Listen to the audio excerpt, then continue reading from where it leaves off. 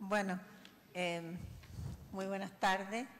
Muchas gracias por la invitación. Es un gusto estar aquí con estos distinguidos panelistas. La verdad es que este es un tema bastante seco como para entrar así a gran velocidad. El tema de la integridad y la ética, cuando me invitaron a este panel, ¿qué es lo que surge desde el punto de vista de la opinión pública, naturalmente? Surge en esta sociedad la incongruencia, la integridad como contrapuesta a la incongruencia y la integridad como congruencia. Surge la ética como una distinción nítida entre lo correcto y lo incorrecto, que son cosas que en nuestra sociedad se han ido diluyendo. Entonces, ¿cuál es el rol de las universidades? Que entiendo es el sentido de este panel. ¿Cuál es el rol de las universidades en una sociedad que ha diluido la línea divisoria entre lo correcto y lo incorrecto? Pagar el boleto de la micro para Santiago. Tenemos una sociedad que no solo tolera, sino que además acepta sin reclamo la violación permanente de lo correcto, que es pagar el boleto de la micro. ¿No es cierto? Tenemos eso que se llama fraude social, lo que todos hacen que está mal hecho, pero que es tolerado por la sociedad, donde la línea de lo correcto y lo incorrecto quedó aplanada, quedó diluida, ¿no? Tenemos en la política, tenemos también la línea de lo correcto y lo incorrecto diluido. ¿Qué es lo que es el cohecho? ¿Hasta dónde llega la línea de lo correcto cuando se comete o no se comete un cohecho? No está claro en la sociedad. Puede estar claro en los libros de texto, pero no en la sociedad. Entonces, ¿cuál es el rol de la universidad en esta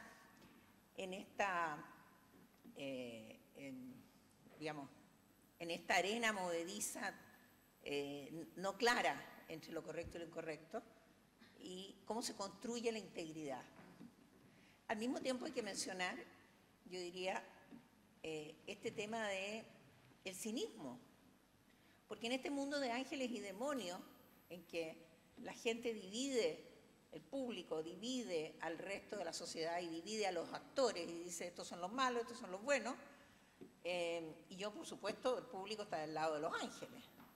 Hay un tremendo cinismo, hay una comodidad, hay una dejazón. ¿Ah? Yo observo y juzgo lo que hacen los otros, lo que tampoco es demasiado correcto, porque se supone que en una sociedad todo se involucra, entonces no hay involucramiento en que las cosas sucedan mejor. Por ejemplo, el señor que está sentado en la micro no le dice al que no paga, si todos los que están sentados en la micro, que pagan su boleto, le dijeran al que no paga, oye, tú no puedes dejar de pagar, distinta sería la cosa. Pero hay una pasividad, ¿ah? Hay un cinismo respecto de lo correcto y lo incorrecto.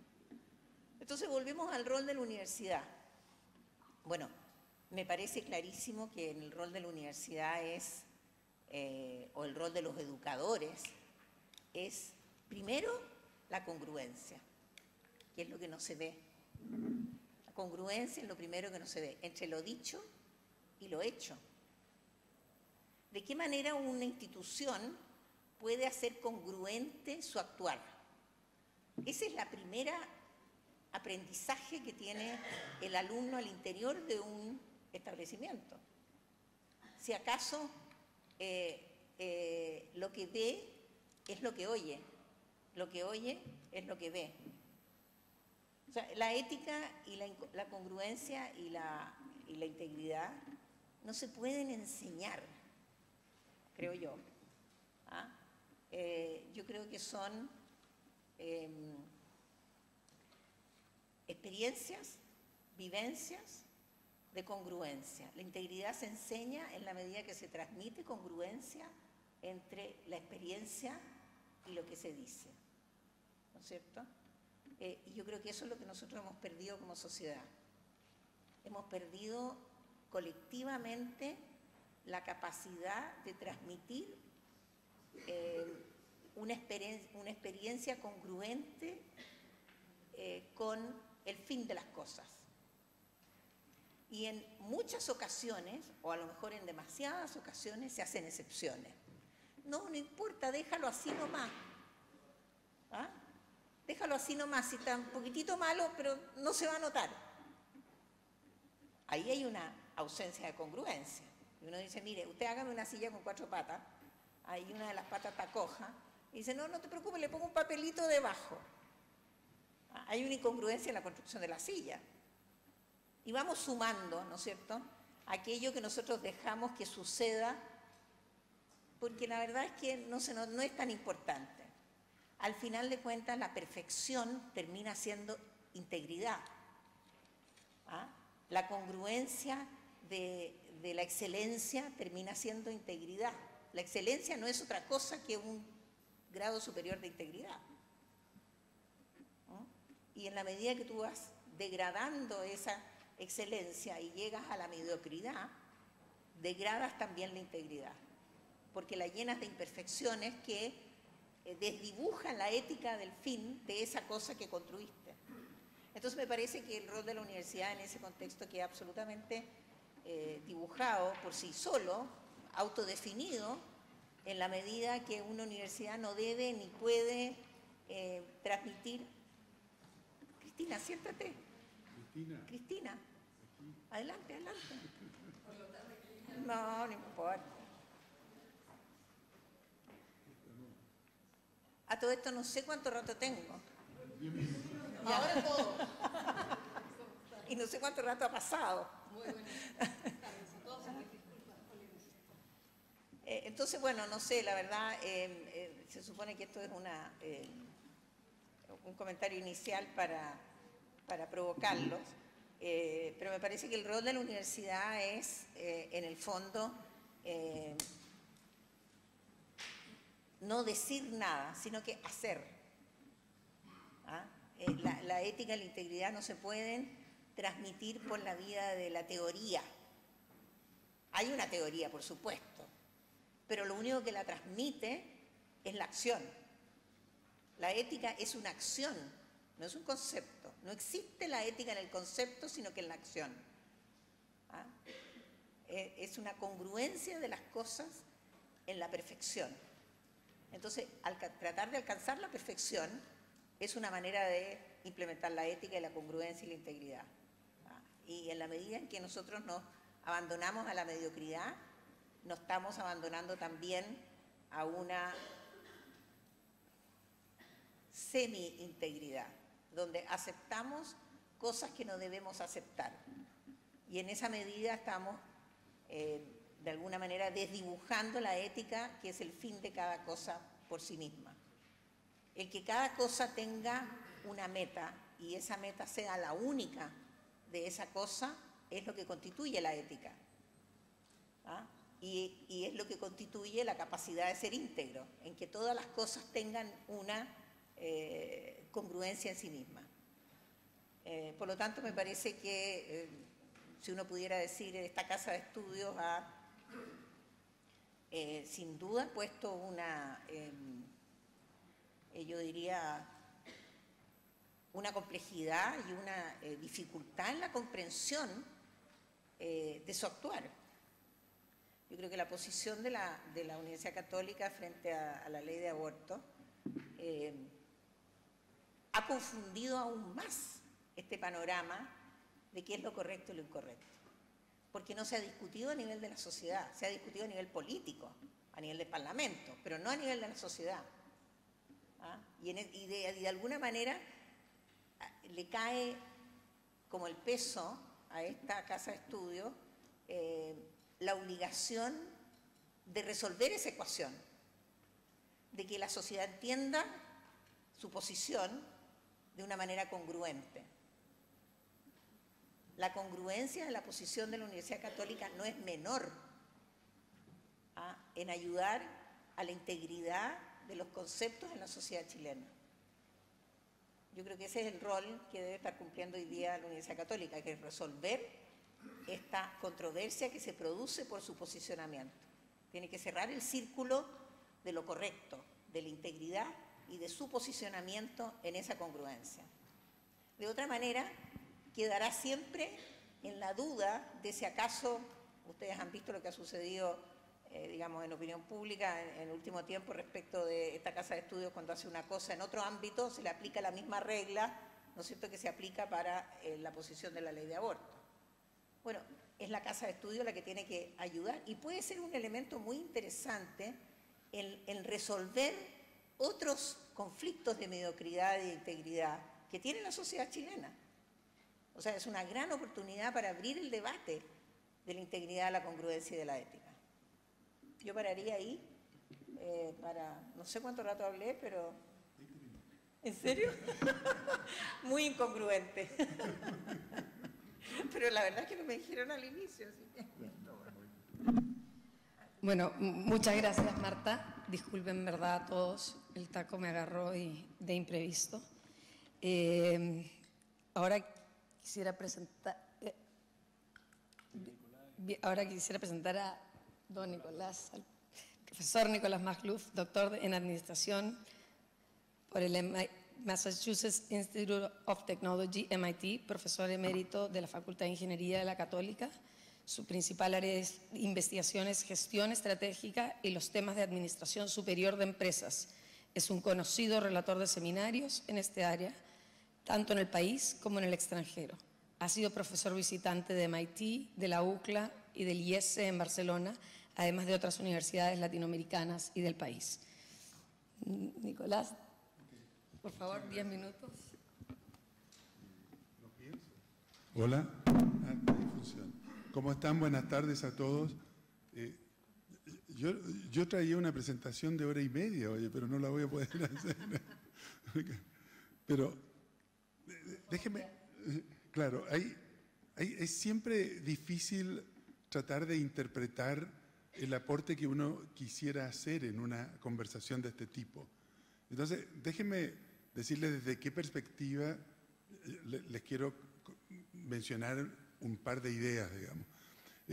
Yo enseñé en la Universidad Católica por unos 25 años un curso que se llama Organización y Comportamiento en la Empresa, y que lo que hace es que pone a la persona en el centro de atención y, en cierto modo, hay una dimensión ética e incluso hay una parte del curso que se refiere a la formación ética dentro de la universidad, porque este es un panel de formación ética en la universidad. Dice formación ética entendida como un deber, como una exigencia social. Y lo otro que he hecho, llevo casi 15 años enseñando con Monseñor Chomali un curso en la clase ejecutiva, que es este emprendimiento que hacemos con el Mercurio, que se llama Ética y Responsabilidad Social.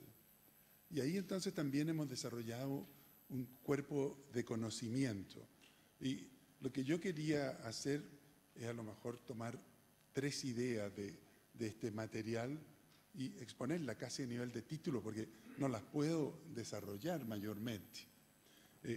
Fíjense, a ver, idea 1, que para mí es una idea acuciante de este tiempo, que es lo que nos pasa a nivel de la empresa, porque nosotros estamos enseñando a profesionales, estamos enseñando a ingenieros o en la universidad, otras carreras profesionales como ingeniería comercial, y uno lo que hace es actúa en las empresas o actúa en las organizaciones. Y lo que ha ocurrido, y yo pensé que Marta se debía referir a eso porque ha estudiado mucho ese tema con las encuestas, lo que pasa con el prestigio de las empresas, con la gente como que ha dejado de tenerle aprecio, cariño o confianza en la empresa y hay como una pérdida de legitimidad. Y este es un tremendo desafío, porque esas mismas encuestas lo que muestran es que más abajo que la empresa está la política. Y mal de muchos consuelo de tonto. ¿Sí? ¿Saben cuál es el problema de esto? Es que tanto empresa como política, las dos, son pilares del desarrollo del país. Necesitamos buena política y necesitamos buena empresa. Y entonces lo que hemos desarrollado como formación es decir, cuáles son estas condiciones que debe cumplir un modelo de buena empresa. ¿Cuáles son estas relaciones y de qué forma tiene que haber esta relación con sus clientes y con sus proveedores para que no haya esta palabra que a mí me parece terrible, para que no se perciba abuso, no se piense que la empresa está abusando o con su cliente o con su proveedor? ¿Cómo deben ser las relaciones con trabajadores? No en esta forma controversial o de enfrentamiento que a veces se plantea incluso en la legislación laboral, sino de colaboración y de proyecto compartido. ¿Ah? Y cómo conseguir de que haya un lugar de trabajo que haga crecer a las personas y que haya una remuneración que sea lo que en doctrina social se denomina remuneración justa. ¿No? ¿Qué es este concepto? ¿Cómo conseguir que la buena empresa haga su contribución a la sociedad? ¿De qué forma hace su contribución a la sociedad?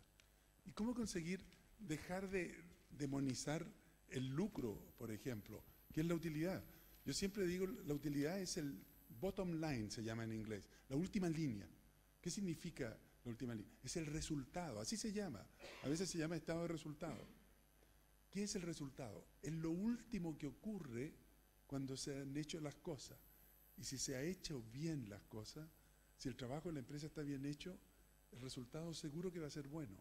Esa para mí es una utilidad totalmente legítima y las empresas necesitan para crecer y desarrollarse. Porque lo peor que nos puede ocurrir es que no crezcan y se desarrollen. Entonces, este es uno de los temas que es bien clave para mi gusto en esta formación ética. Es tratar de entender, en el caso particular de nuestros profesionales, lo que es el modelo de la buena empresa. Segundo punto que para mí ha sido muy iluminador en estos años que he aprendido de Monseñor Chomali, es algo que ocurre más a nivel personal nuestro. Y en esto, fíjate, voy a hacer un matiz de diferencia con lo que dijo Marta. En ética, el problema no es elegir con nitidez entre el bien y el mal. Los problemas éticos se presentan cuando hay dilemas éticos. A ver, los mandamientos son claros: no matar, no robar, no mentir. El que mata, roba o miente, claramente está cayendo en falta ética. El problema es cuando enfrentamos un dilema en que no estamos seguros qué es lo que hay que hacer. Porque hagamos lo que hagamos, producimos un daño. Eso se llama en ética el principio del doble efecto.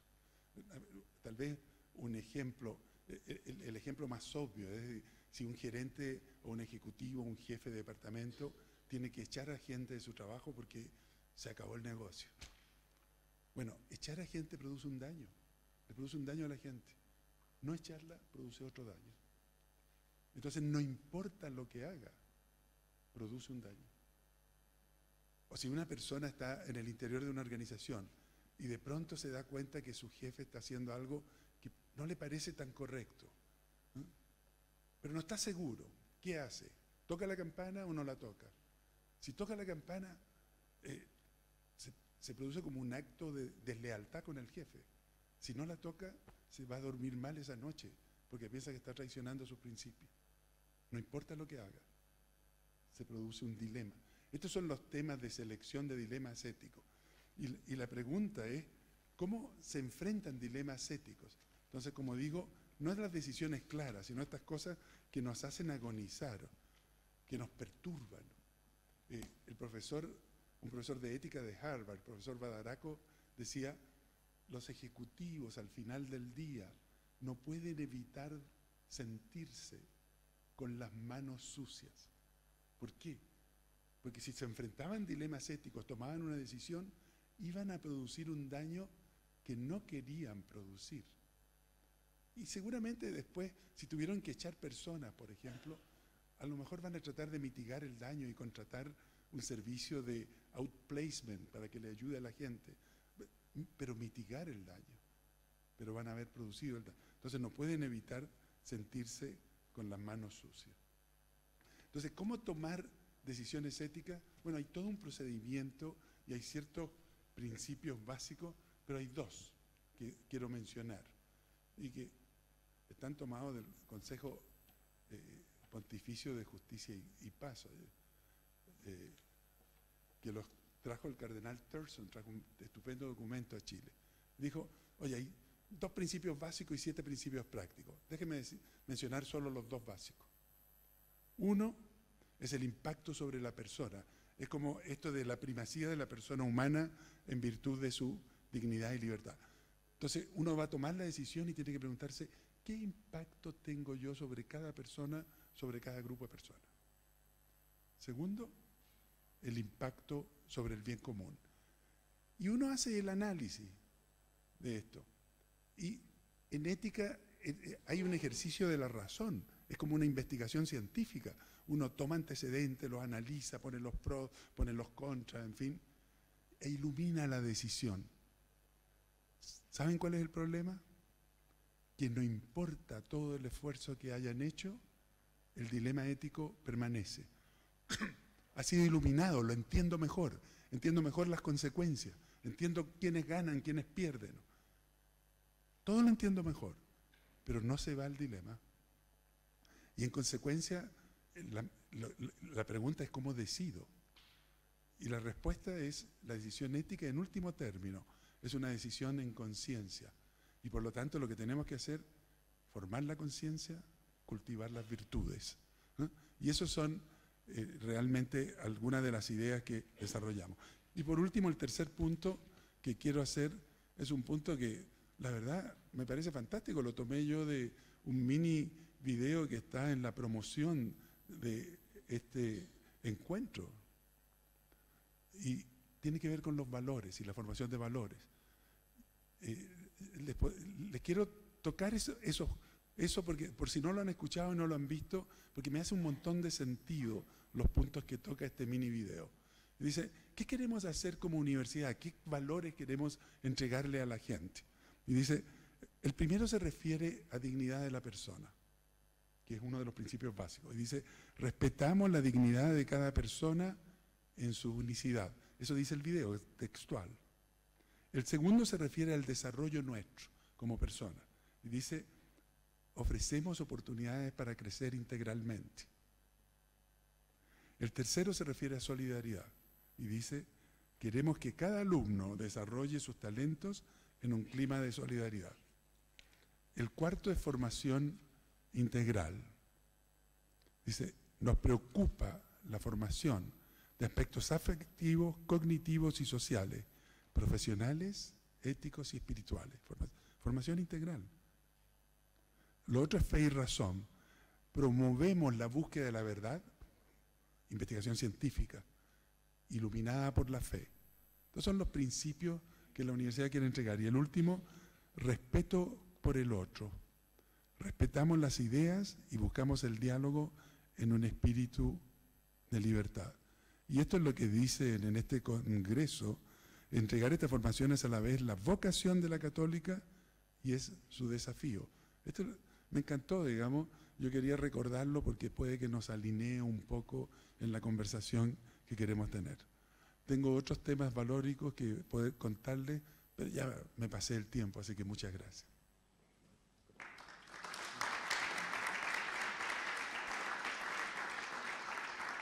Muchas gracias, Nicolás.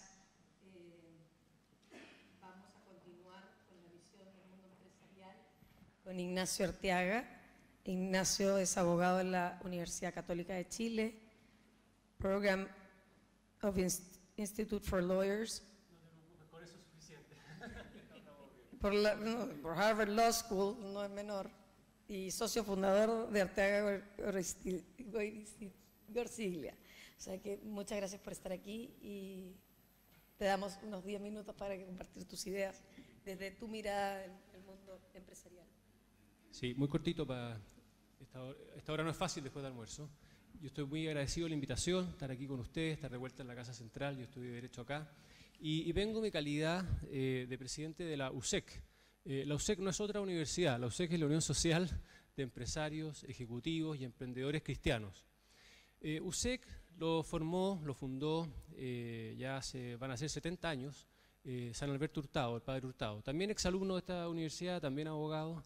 Él inspiró en esa época a un grupo de jóvenes para emprendedores, ejecutivos, hombres y mujeres de empresa, para conocer para vivir, para difundir, para aplicar los principios de la doctrina social de la Iglesia en sus propias empresas, en su propio trabajo.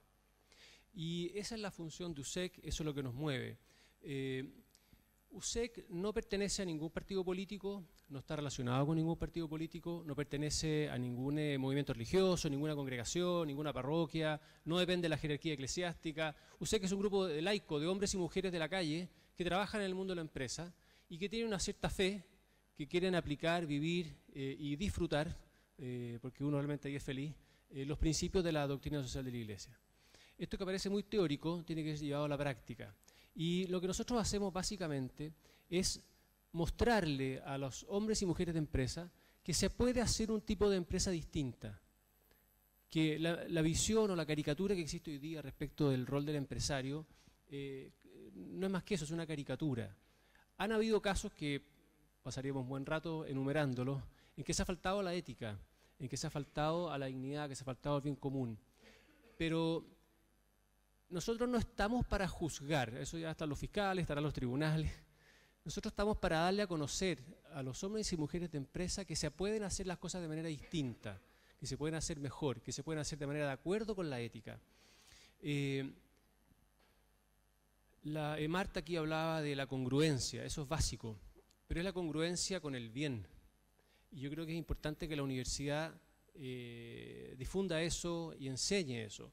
No nos basta con que nos enseñe, que ya es un avance, que nos enseñe qué es lo bueno, qué es lo malo y ciertos elementos de juicio para poder discriminar. Tenemos que ver cómo eso lo aplicamos en estructuras permanentes al interior de la empresa. Nos pasa que hay esfuerzos personales y esfuerzos individuales que son más bien aislados para generar una conducta ética al interior de las empresas, pero no pasan de eso. Y lo importante es que esos esfuerzos se conviertan en estructuras permanentes al interior de la empresa.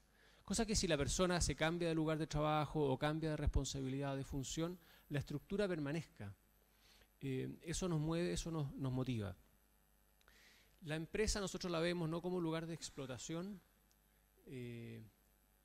la vemos como un lugar en que se contribuye realmente al bien común.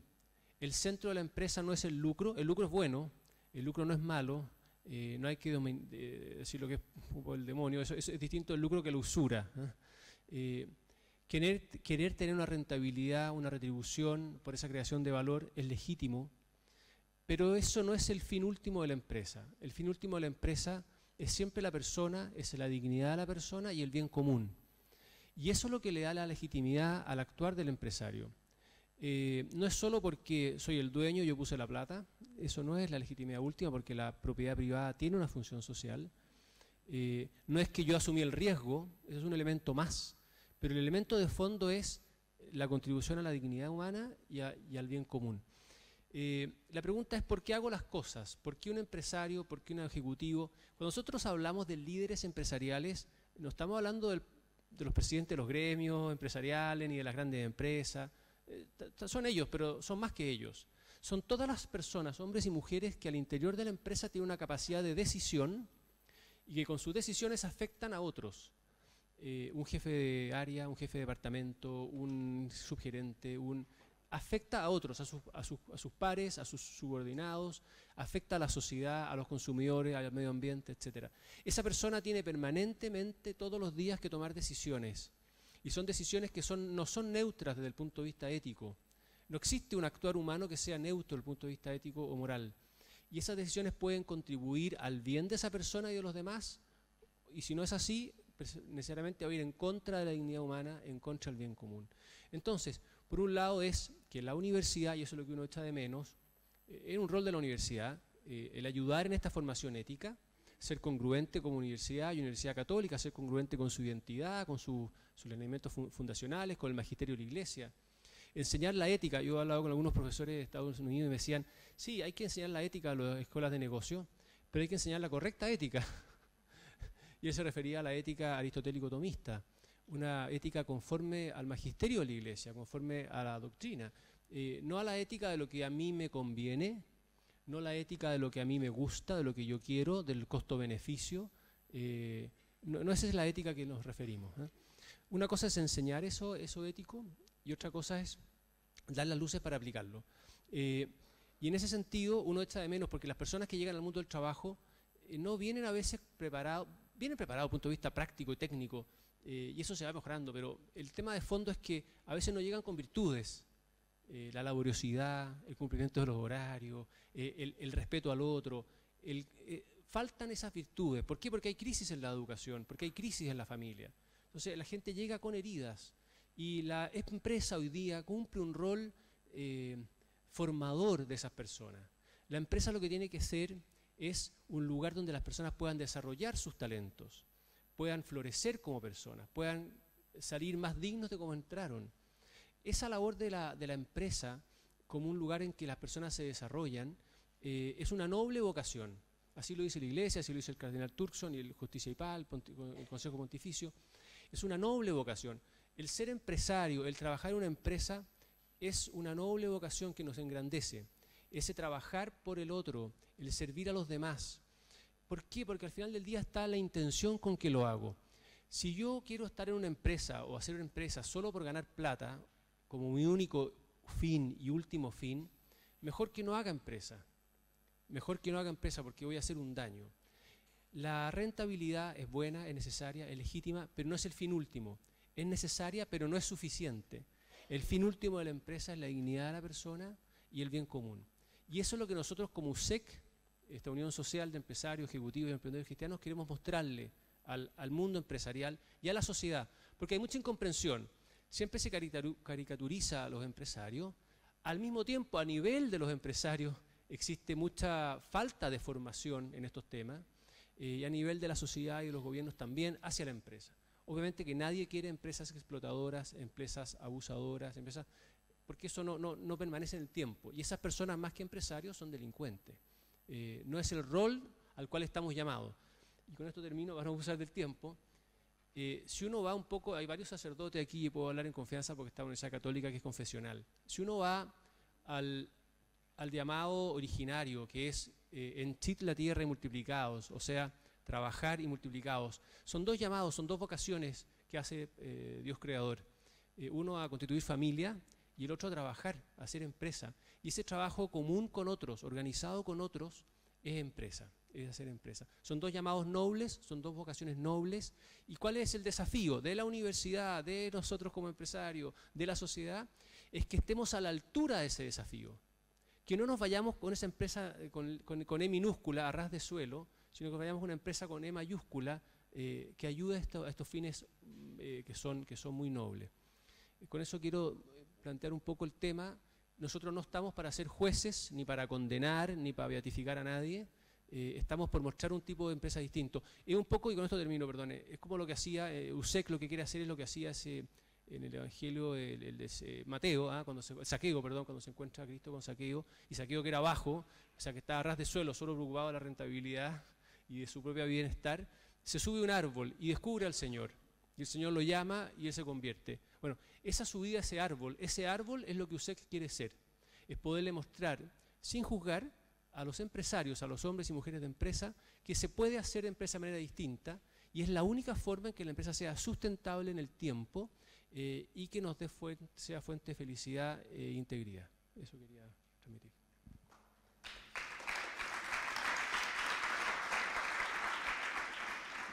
Muchas gracias, Ignacio. Mientras ustedes preparan sus preguntas que pueden mandar por escrito para que le hagamos a los panelistas, yo quería hacer un par de comentarios desde mi mirada más del mundo de las comunicaciones y desde la sociedad y de cómo se comportan hoy día las grandes masas. La verdad que estamos viviendo en un mundo donde Ignacio dice no estamos para juzgar, para eso están los tribunales. Lamentablemente la sociedad actual, y creo que para bien, cosa que me gusta y creo que es bueno y por lo tanto mayor desafío para las universidades, hoy día las redes sociales, la fragmentación del poder, la cantidad de información que hay allá afuera y la cantidad de grupos de interés que hay, sí juzgan inmediatamente, no, mucho antes que la justicia, mucho antes que los tribunales, a través de las redes sociales en el instante, no necesariamente teniendo toda la información ni dándole el beneficio de la duda a los que juzgan, pero pasa y pasa todos los días.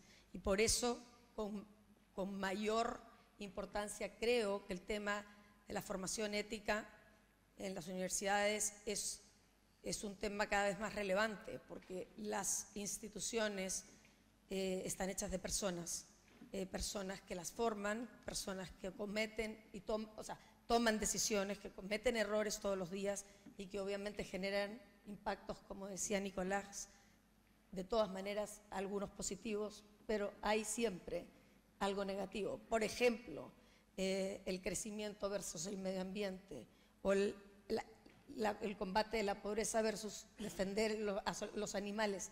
No es uno excluyente del otro, pero llega un minuto donde no eres capaz de poder hacerlo todo y tienes que tomar decisiones por algo y otros te juzgan.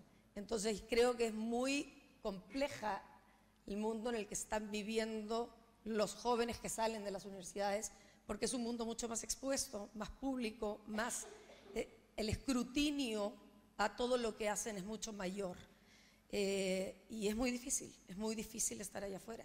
Entonces, la pregunta que me gustaría hacerle a ustedes, pero que me hago yo misma, es ¿qué rol puede tener una universidad católica diferenciador respecto de las universidades en general, que son un lugar donde hay formación no solo académica, sino valórica, para formar mejores personas que se van a enfrentar mejor estos desafíos y ojalá cada vez hacer mejor sociedad, no solo ser mejores individuos, sino que una cosa es poner al ser humano en el centro, pero también qué pasa con la comunidad, qué pasa con el entorno, qué pasa con mi impacto alrededor. Son desafíos complejos, no es blanco y negro, esto es bien difícil, como decías tú, y creo que por eso quiero aprovechar y partir mientras me llegan las preguntas del público, haciéndote una primera pregunta, Nicolás. ¿Qué crees que puede hacer mejor una universidad católica y en qué espacios puede fortalecer la formación ética para diferenciarse?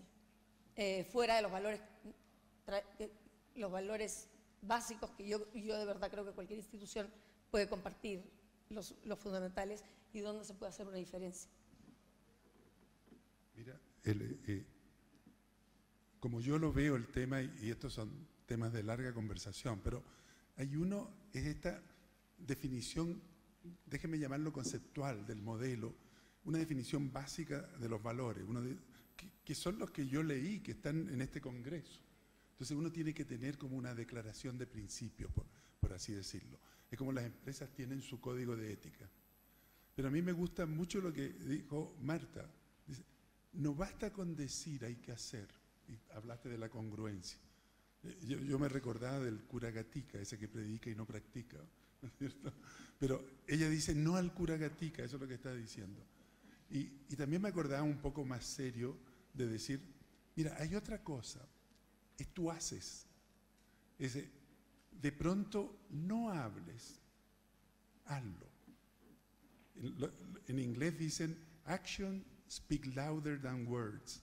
Las acciones hablan más fuerte que las palabras. O nosotros decimos en castellano, una acción vale por 1000 palabras. ¿No? Cosas de ese tipo. Entonces, simplemente hazlo. Y en consecuencia, además de definir estos principios, estos modelos, yo de algún modo, cuando hablé de la buena empresa, dije, hemos estado haciendo un esfuerzo para definir un modelo de lo que es la empresa que viene, y se lo podría describir en qué consiste. Obviamente no tenemos el tiempo de hacerlo. Entonces, tenemos esto, pero hay una cuestión que hace la Universidad Católica que es muy impresionante, que yo se la voy a contar con una anécdota. ¿No? Yo le enseñaba de repente a mis alumnos, les decía, miren, comparen la Universidad Católica con la Chile.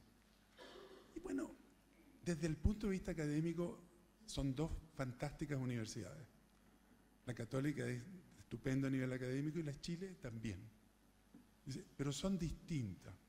¿En qué se nota? Esto que a veces uno llama el estilo, la cultura del lugar, el modo de ser del lugar. Y en esto, por favor, no quiero decir que esta es mejor que la otra ni nada. Son distintas y es bueno que en un país exista la diversidad. Y es bueno que se ofrezcan distintas alternativas. Por eso no me gustan los modelos únicos en la educación. Y para graficarlo le decía, fíjate por ejemplo, ¿Cómo empieza el año académico en la Católica? Dice, no sé, empieza con una misa. ¿Ah?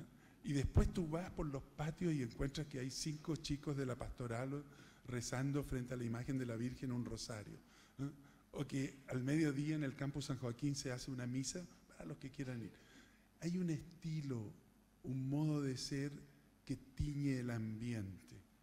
Esto para mí es una manera muy potente de comunicar que en términos organizacionales lo que se dice, tú usas símbolos potentes para contar qué tipo de institución humana nosotros queremos ser. ¿No?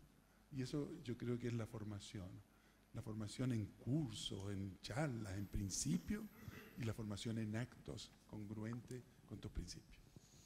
Muchas gracias. Marta, aprovechando, ¿tú quieres hacer un comentario también? Sí, yo quiero hacer un comentario a los dos otros comentaristas. Mira, yo estudié aquí, ¿ya? En el campo de Apoquindo, en la época sociología. Sociología era como una carrera de esa oscura, la gente no sabía lo que era. ¿Ah? Pero te puedo decir que no había ni una cruz y nadie rezaba en ninguna parte y tampoco se hacían misas. O sea, esa universidad católica que tú describes es distinta de la que yo viví. ¿Ah? O sea, quería hacer ese punto porque eso que tú estás describiendo yo no lo conozco. Pero yo creo que lo central aquí es lo que mencionas tú y que yo creo que hay que rescatar para la discusión. ¿Qué es una empresa? Porque ahí es donde se define el meollo de esta ecuación que está en la discusión de nuestra sociedad. ¿Ah? ¿Cómo llegamos a un concepto consensuado, aceptado, legitimado de lo que es una empresa? Y yo creo que tú lo describiste en algún momento de tus palabras, en que nosotros no hemos resuelto el problema del valor. ¿Cuál es el aporte de valor de cada cual en una acción humana? Llamémosla acción, ¿no es cierto? ¿Cuál es el valor que yo le pongo a esa acción? ¿Y cuál es la retribución que esa acción debe darme a mí por haberlo hecho? Yo creo que es eso lo que está desbalanceado. ¿Ah? Que por supuesto hay una cabeza, ¿no es cierto? Y hay una persona que es subordinada. Pero lo que ha pasado, yo creo, en los últimos 30 años, es que se desconectó el valor de la persona que manda o la persona que emprende del valor que aporta la persona que trabaja en el producto. Se desconectó. Había una conexión, yo diría, hasta fines de los años 80, por lo menos los datos muestran eso. Y de repente se produce una desconexión y entonces explota la concentración de la riqueza en el mundo sin que haya una relación con lo que se produce. Yo creo que la revolución industrial trae consigo, hasta más o menos los años 70-80, una congruencia en esa relación de cuál es tu aporte. Y de repente eso se desconecta, se desengancha. Y entonces aparece esta, yo diría, corrupción de la acción, porque no hay ninguna relación entre lo que tú aportas a algo y lo que te retribuye con respecto al total del valor que tú agregas, ¿no es cierto? Y es ahí donde yo creo que esta sociedad, en el tema del lucro, en el tema de la usura, en el tema, ¿no es cierto?, es donde nosotros llegamos a esta discusión que no sabemos cómo resolver esta ecuación. Sí. ¿Hasta dónde llega la retribución justa? Sí. Esa es una me parece que ese es el tema central. Sí, muy corto porque estamos contra tiempo, pero ese tema es central, lo que dice Marta. Hay que reconocer que existe esa tensión. Voy un poquito a la primera pregunta. ¿Qué es lo que es la empresa? Ese concepto como... ¿Qué consenso podemos generar en la sociedad de qué es lo que es la empresa? Yo te diría que hoy día nada se puede hacer de manera individual, independiente de lo que uno haya estudiado y cuándo haya estudiado, en ingeniería civil o en derecho o en sociología, etcétera. Nada, la gente que estudia teatro, la gente que estudia lo que estudie, nada va a poder hacerlo de manera individual. Lo va a hacer en una empresa, mayor, menor, etcétera, pero una empresa. ¿Y esa empresa qué es lo que es? Es mucho más que una propiedad privada, es mucho más que una aventura, es mucho más que es una vocación. ¿Y qué es lo que es en sí? Es una comunidad de personas que trabajan organizadamente para cumplir un fin legítimo, que es generar buenos servicios y buenos productos. ¿Y qué ocurre? Que cuando generan buenos servicios y productos, le están contribuyendo al bien común. Ahora, ¿qué ocurre? Que cuando yo organizo el trabajo de la empresa y creo valor, son muchos los que contribuyen a esa generación de valor. Está el empresario, está el capitalista, el inversionista, el cliente, el proveedor, la sociedad, la comunidad, el medio ambiente, todos están aportando algo en esa creación de valor. Y después viene la definición, cómo yo retribuyo de manera justa esa contribución a la generación de valor. Esa ecuación no es blanco y negro, es gris. Y por eso que se requiere una buena formación ética, con una conciencia, por eso nuestro lema en USEC es decidir en conciencia, pero decidir en recta conciencia. ¿Cómo retribuyo justamente el aporte de cada cual? Lo que aportó uno y aportó otro. No es fácil, no existe la fórmula perfecta, no tenemos la fórmula. Lo que es un sueldo justo para una empresa, pagar un sueldo que sea justo para una empresa, puede ser que para la empresa al lado no sea ese monto, sea más alto incluso, o más bajo, o en Santiago, o en regiones, o en este país, o en otro país, o hoy día, 2017 versus año 80. Es distinto. Y yo tengo que tratar día a día de decidir qué es lo justo en la retribución que le doy a todos, al medio ambiente, al proveedor, a la comunidad, al trabajador, etc. Pero tenemos que entender que la empresa es fundamental para el país. No tenemos que ser antiempresa. Y tenemos que entender que trabajadores tienen que ver en los empresarios y los empresarios en los trabajadores un don. Son un don. No es un medio, es un fin.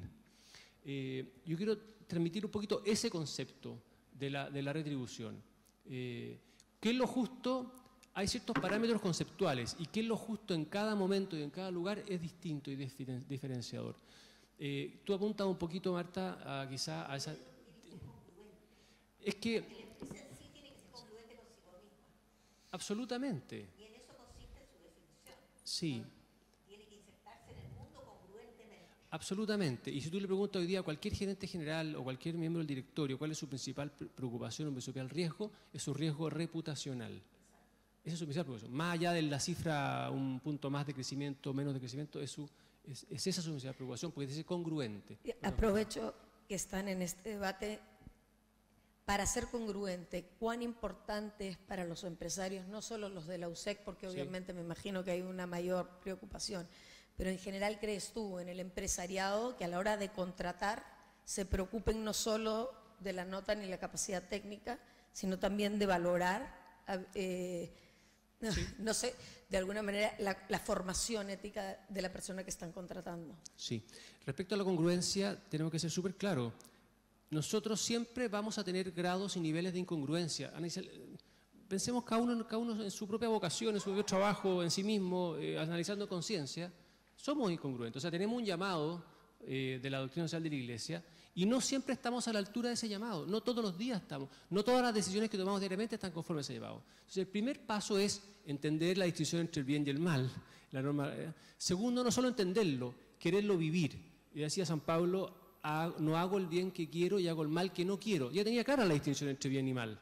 Ese es un primer paso, pero no es suficiente, porque nos lleva a la incongruencia. Y aquí que estamos en la Universidad Católica, se va a hablar con confianza, el que me da la fuerza para esa congruencia es la gracia santificante. Yo voy a estar siempre al debe frente a esa congruencia del bien.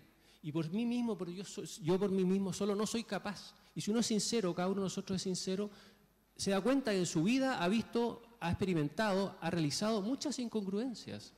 Entonces, esa congruencia perfecta no va a existir si no nos dejamos llevar, y eso es lo que queremos nosotros en USEC, por un encuentro personal con Cristo en que yo le doy un sentido más profundo a la empresa. Cuando yo quiero contratar a alguien, tengo que fijarme en las capacidades técnicas y profesionales porque yo tengo un deber de que la empresa preste un buen servicio y un buen producto. Y eso es ético, eso no es contrario a la ética. Distinto que en la organización hay ciertas labores que pueden realizar ciertas personas que, por ejemplo, tengan alguna discapacidad o tengan una dificultad o no sean los mejores de su curso. Pero tengo que darle el lugar al que más importante, por decirlo, aquel que está más preparado, y también dentro de esas funciones darle un lugar a aquellos que tienen quizás menos preparación o que tienen alguna dificultad y no solo pensando en el lucro, pensando en el bien de esa persona. ¿Y ahí qué vale la pena? Aplicar el principio de subsidiariedad. Siempre cuando se habla del principio de subsidiariedad se piensa en política, se piensa en la Constitución, se piensa... No, el principio de subsidiariedad es de la Iglesia de siempre y es mucho anterior a eso. Y es cómo yo logro que en mi empresa yo tenga una gestión que no está destinada al control y al report, sino que a la gestión creativa, en que le doy un espacio de autonomía a las personas para que se desarrollen sus talentos. Confío en ellas, estoy dispuesto a asumir un riesgo en su actuar, que los problemas se solucionen a nivel más bajo posible. Esos son tipos de principios que uno aplica y te ha llamado a aplicar para generar eso que dices tú, darle espacio a todos, a esa inclusión que es necesaria. Solo para cerrar, una pregunta del público, porque no puedo hacerlas todas por el tiempo, es ¿cómo transformar una sociedad falta o carente de confianza a partir de una propuesta ética hoy, especialmente desde la Universidad Católica? No sé quién se atreve a responder eso, pero es una pregunta muy similar a todas las que han llegado. ¿Cómo transformar una sociedad falta o carente de confianza a partir de una propuesta ética hoy, especialmente desde la universidad?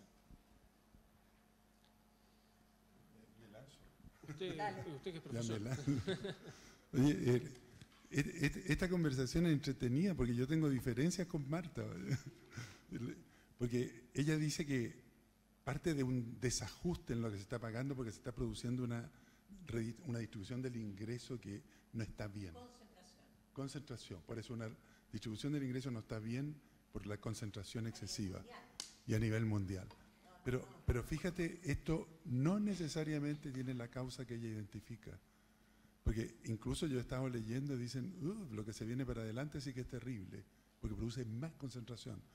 Y en el fondo yo hice un estudio hace mucho tiempo, ya con un alumno de magíster nuestro, y lo que en el estudio tratábamos de entender dónde se generaba esta forma de distribución de ingresos que tenemos. Y encontramos, buscando literatura, en fin, y buscando métodos estadísticos, llegamos a una cuestión en que hay dos grupos de población, eran una separación de grupos, que pasa aquí, pasa en Estados Unidos y pasa en todos los países del mundo. Y hay un grupo que está accediendo a trabajos que son, ¿cómo llamarlos? High-tech, ¿eh? De alta calificación. Y otro grupo que no. Y si uno empieza a ver lo que pasa con estos dos grupos, fuimos capaces de reproducir casi exacta la distribución de ingresos que hay en Chile. ¿Cuál es el problema? Que en el primer grupo hay, voy a inventar un poco los números, pero son más o menos así, 20% de la gente. Y en el segundo grupo 80%. En el primer grupo las remuneraciones crecen sustancialmente a lo largo del tiempo. El segundo grupo están estancadas. Eso produce automáticamente una distribución mala del ingreso como la que estamos observando. ¿Puedo preguntarte, profesor, una cosa en eso? Espérate, déjame terminar. Sí, no es porque no se le esté pagando la retribución que corresponde. Oye, a Alexis Sánchez se le paga la retribución que corresponde, es una brutal retribución. Entonces, se le está pagando. El problema es que está habiendo esta separación en la sociedad de personas altamente calificadas. Entonces el dilema, decían, oye, vienen ahora los temas, no sé, de inteligencia artificial y los otros temas en que se van a requerir todavía más competencia y calificación de la gente y te vas a pelear a esas personas y les vas a pagar más para traerla. Peor la distribución del ingreso. Yo creo que hay un temazo ahí, hay un temazo a nivel social porque no nos conviene como sociedad que esto ocurra. Y en consecuencia no es la razón que, por eso te decían, no es esa razón. Tenemos el problema de la distribución del ingreso, pero no es por esta razón. Es a lo mejor otra razón. Hay que también considerar en la retribución de las personas no solo el producto marginal, como dicen los economistas, que eso es lo que está pasando, sino también las necesidades de las personas. Y ese es un cuento distinto. Y eso es un poco más de doctrina social. Ya, ese era solo porque no me pude aguantar. Lo segundo es que Marta y yo claramente fuimos a universidades distintas porque yo la universidad que veo es esta que inaugura el año académico con misa y que hay chicos rezando en los patios y todo. No todos, son poquitos, digamos, pero existen. Yo veo esas cosas. Ya.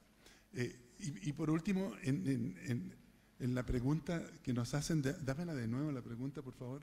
¿Cómo transformar una sociedad carente de confianza a partir de una propuesta ética hoy, desde la universidad? Ya, pero a mí me encanta, ahí estoy 100% de acuerdo con Marta, el tema de congruencia, fíjate, es conducta. Y hay una cuestión así súper pragmática a nivel empresa, que también la enseñamos, súper pragmática. Y hemos estado conversando con gremios empresariales esta semana incluso. Y uno empieza a introducir, dice, mira, esto es la ética, y todos los conceptos, todas las ideas y la formación de conciencia y todo el cuento. Pero además, lo que tú tienes que hacer en tu empresa o en tu organización es institucionalizar la ética. ¿Qué significa esto? Fíjense, tiene nombre en inglés, se llama Ethical and Compliance Program, ¿eh? Programas de ética y cumplimiento. Entonces uno lo que hace, dos dimensiones de estos programas. Uno establece códigos de ética, líneas de denuncia, hay toda una formalidad que existe, incluso hay leyes que nos exigen tener personas que están mirando lo que ocurre en determinadas materias, no sé, de corrupción, lavado de activos. ¿Eh? Y hay otra parte que es la que a mí me gusta también, yo hablo de lo formal y lo sutil, la parte sutil es el cambio de la conducta. Y el cambio de la conducta, lo que uno hace es crea, a ver, de nuevo, ¿cómo se dice? Dice, tú tienes que dar el tono ético desde el nivel más alto de tu organización, ¿no? Es tu directorio, es tus gerentes generales.